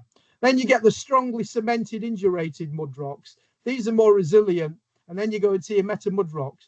But the latter two may be susceptible to chemical oxidation if pyrite is present. And also with burial above temperatures of 200 to 250 degrees C, you get devolatilization of pyrite and formation of iron monosulfate, i.e. pyrite. That's extremely unstable. And exposed to the atmosphere, it will rapidly oxidize, catalyzing reaction of the more stable pyrite. So that drives reaction. So, in summary, the clays and over-consolidated clays and compacted mudrocks are weak, compressible, and degrade rapidly at surface. Your weakly cemented are stronger, they're less compressible, they're still susceptible to slaking, they're difficult to characterize as they're hard to sample intact. So likely the typical material isn't tested. And they tend to contain pyrite, so they're still susceptible to chemical oxidation. The strong cemented mudrocks and meta mudrocks, they're more competent and more resilient, perform better in engineering situations, but still they may be susceptible to degradation and weathering. Anyhow, I'll finish there. But before I go, I'll just show you this. You see this? If you can see it, it's a selenite sample. So these are some of the sizes they can grow to. So you can imagine the consequences of nucleation of minerals such as this. This one's 15 centimeters in length. Anyhow, thank you. And sorry for overrunning. Thanks, Maurice. Should have believed you when you said you can talk for England. I haven't started yet. I can go for hours. Now you know. No, thanks. That was really good. welcome. Really good for all three of the presenters. Yeah, to give us an introduction of the chapters and make it a little bit easier to find what we're looking for in the book. Yes, so to move on to the Q&A session, I'll just bring up Slido. I think this is it here, actually.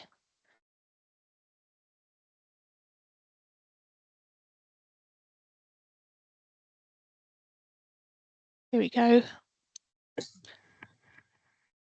Don't know if you can see that, presenters, but I'll read it out anyway.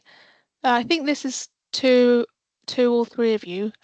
What sort of available sources of information would you suggest to look at when doing a desk study or a conceptual ground model to identify problematic soils?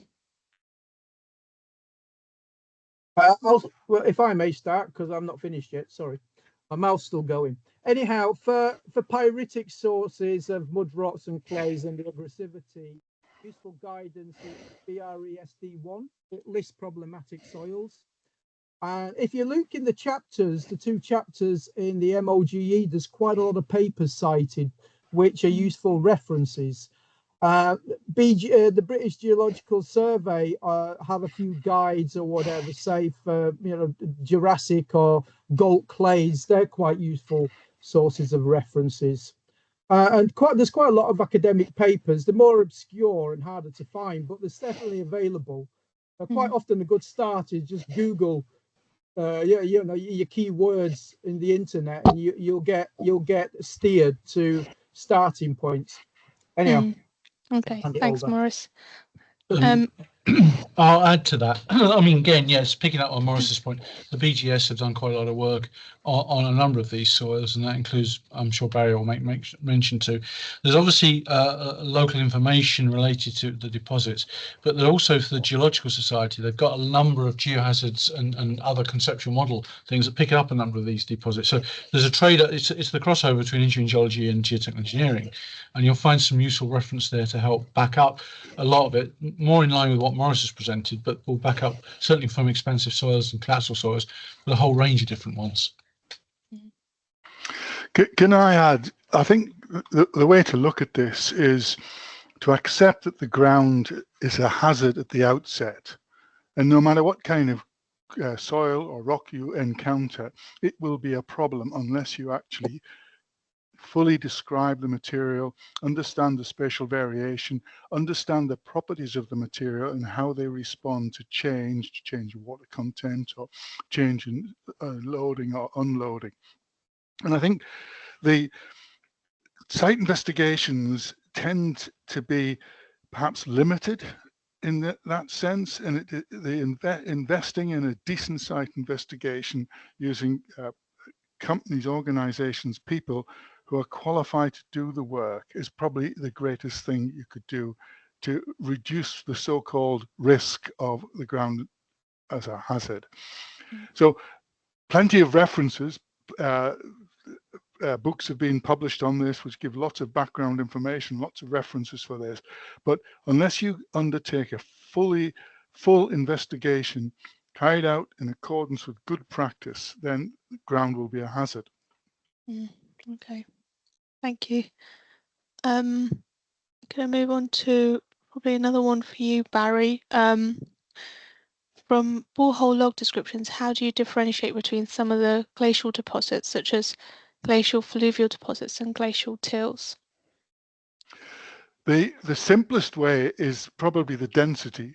If you're dealing with a subglacial lodgement till or deformation till, it will be very dense. It would be described in classical soil mechanics terms as over-consolidated, heavily over-consolidated. Though if you were able to do a test to measure that, you wouldn't probably come up with it because of its formation. So density is a significant point. The glacial fluvial, glacial marine and glacial lacustrine deposits are deposited in a similar manner to other sediments.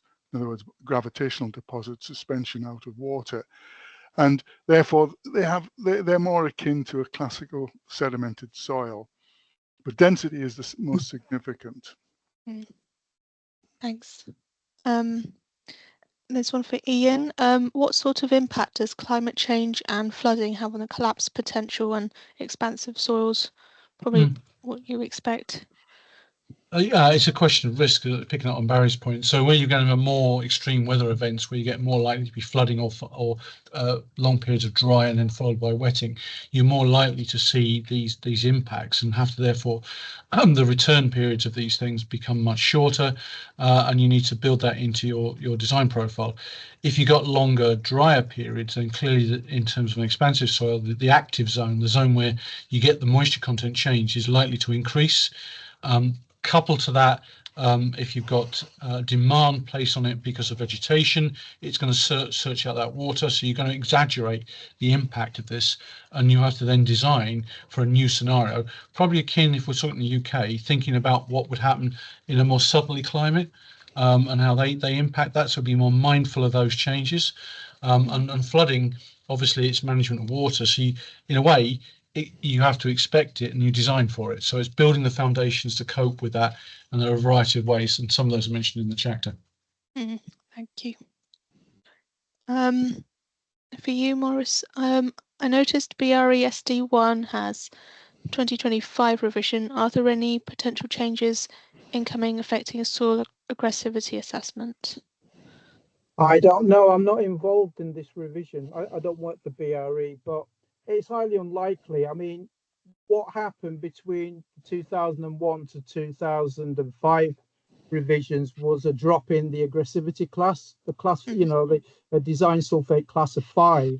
Typically, even if it occurs in those high concentrations, it's never actually been realized in practice. So the measures, you know, and the additional protective measures that are incurred for the previous, you know, classes 4s and 3s are more than sufficient to cope with it.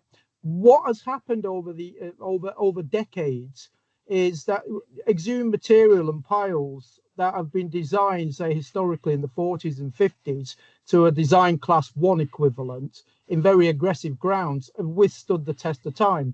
And it comes down to construction. I hate to say this, but our construction has not necessarily improved. You know, some of the materials we use have, but in them days, there was never any rush. Things were built properly. So what the guide it helps to do is to actually improve this situation by kind of tightening up on the actual concrete and cement mixes. So I don't know what's in this new revision. I haven't been consulted over it, and I expect there's probably not going to be vast amounts of changes. Okay. So, Another one for you, Barry. Undisturbed samples can be more expensive to obtain on site. Can similar results be obtained from other methods? So the more samples you get, obviously the better, but one of the problems in glacial soils is the variability. It doesn't mean to say you have a better understanding of the ground. The most important thing to do is to create the ground model. So you're obviously start talking about the BGS maps, geological maps, looking around the area at exposures, but there are various probes. You do cone penetration tests if you can. In some soils they're very difficult, but at the end of the day you're going to have to bring some samples to the surface. Now, if in some of these glacial soils it is extremely difficult to get so-called undisturbed samples, either because of the composition. For example, there might be contain lots of gravel, or they might even have boulders in there, and in that case you can, especially with matrix tills, you can actually test reconstituted samples. So if you can get some material from your boreholes which is not necessarily undisturbed, but if you can recreate the density, which you can measure perhaps by a SPT test or something like that and get an indication, then it is possible to get a lower bound value of the strength and stiffness properties on reconstituted samples, providing you reconstitute them to the density that's in situ. Okay, thank you. There's another one for Ian. How do you deal with differential settlements when founding on expansive and collapsible soils? Well, there's a number of approaches that you can do. I mean, understanding the scale of it's obviously key, but you can actually do some form of pre-treatment. So commonly you can treat them with chemically or physically. So for collapsible soils, it's compaction of some form, deep compaction, or you can design the foundations to adjust for the movement. So piling, so you go down to a deeper layer, or some foundation of expansive soil, you actually have a void between the sacrificial void, which allows the movement to come, and the foundations, typically short piles, are coated in a way to allow that movement to take place. Other ways is you deliberately then flood the soil, so you let it do its collapse, either through flooding, I've seen ponding, or explosive techniques, and depending on the size of the area you need to treat. Okay. And there's another one for you, Maurice. If a mudstone is described as rocks in borehole logs, i.e. weak, but test data may indicate it is of strength of a soil, is it still appropriate to model as a rock? Well, that depends on the construction environment that it's going to be exposed in. If it's a pile, for example, then it's going to be minimum disturbance. It's going to, unless the ground conditions change significantly, it will remain in the rock state. So you could tentatively model as a rock. If it's going to be exposed, brought to surface, and it's going to be a slope or a facing, then it's obviously going to be exposed to atmospheric conditions during and after construction. So it will degenerate to a soil. So you have to draw your comparison from the construction setting. So, sorry, can I just add something here? Yeah. There was this is in a glacial soil, a tunnel in glacial till, a lodgement till. They'd retrieved samples, they went to the laboratory, they tested them, and they came up with a shear strength which was below 600 kPa. So clearly it was a soil. It disintegrated if left to its own devices. But when they came to tunnel, they had to blast their way through it, because in situ, the strength of the glacial soil was much higher than the strength from the sample that was taken from the ground. So this problem of whether it's a soil or a rock is an arbitrary definition based on strength is a very dangerous thing. When you're in these particular types of materials, glacial soils, mudstones, you know, whether you come from the geological or the geotechnical point of view, either way, you've got to consider a possibility that it's going to behave as a soil or it's going to behave as a rock, or in other words, it has a multi-type behavior depending on the stress changes, water content changes. Thanks. Can I also add a point? You should be careful about descriptions. Not that they're bad, they're just an observation by the individual compiling it, and all they're doing is describing the state of the material they're describing. They're not giving you any parameters. You can't tell. I mean, you know, a lot of the descriptions involve tactile methods. So if I hit, then what somebody else hits is going to be a different force. So it's not standardized. It gives you a good impression of the material, but then, as Barry said, it becomes very tentative once you start relying on applying that to empirical values and parameters and conditions. All it is a snapshot of what's in the ground. There's a couple more. This one's for you, Maurice. What is the implication of organic clay with low strength and high water content? It's going to be collapsible. It's compressible. It's going to devolatize, so it can, if it dries out, it'll shrink. If it wets, it will swell. It's not going to like any lime treatment, because when you stabilize ground, you're aiming for an alkali condition for the cementitious process to occur. Organic soils are acidic, so it'll consume the lime. So very poor. It's a very poor condition, very poor material and hard material to work with. And I think then it depends what you're doing with it. It's ideal if you're in a farming environment, but other than that, it really is horses for courses. Yeah. And yeah, there's just one more, I think. Can the description on logs, I think, for clays indicate Cu over C dash as silt or calcite states?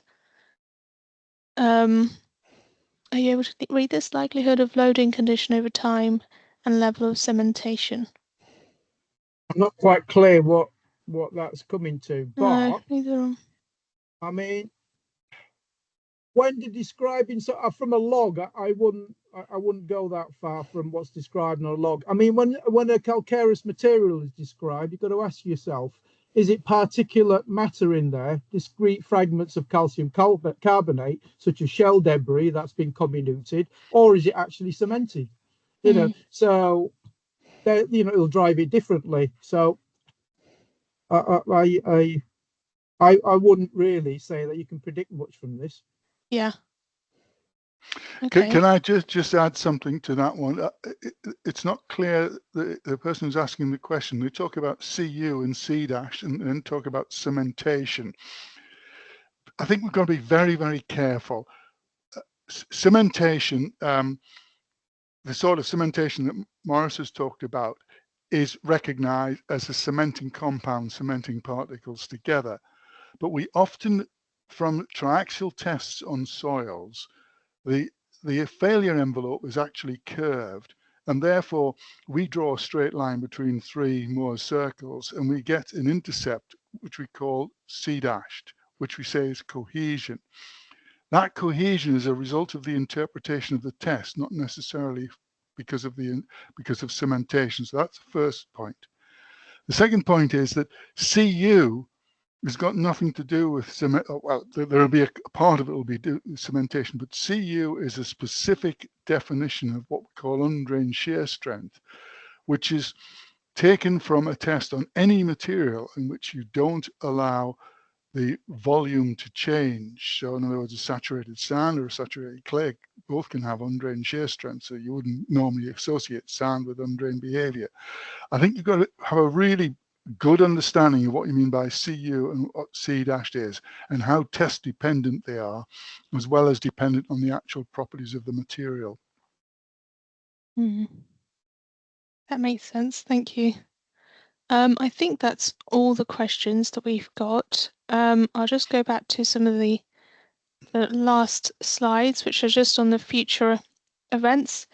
So on the 24th of September, we've got an upcoming talk from Dr. Suzanne van Eekelen on understanding the behavior of geosynthetic reinforced pile-supported embankments. The next one is the BGA annual dinner and lecture. So the lectures by Professor Robert Mayer on the unusual tunnel collapses. I think for the early career engineers, that's £40 a ticket. And there will be a call for abstracts opening soon in September 2024 for the BGA's 4th biennial conference, which, yeah, that's middle of September. So thank you, everyone. Thank you to the presenters. It's definitely been very informative, and the Slido will remain open for another couple of days. If you have any questions, I'll monitor it until then, and maybe get back to you on questions. Yes, thank you again, everyone, and see you at the next one. And thank you, Hina, for facilitating. Thank you very much, everyone. And thank you, Thank you. colleagues. Yeah, thank you. Thanks.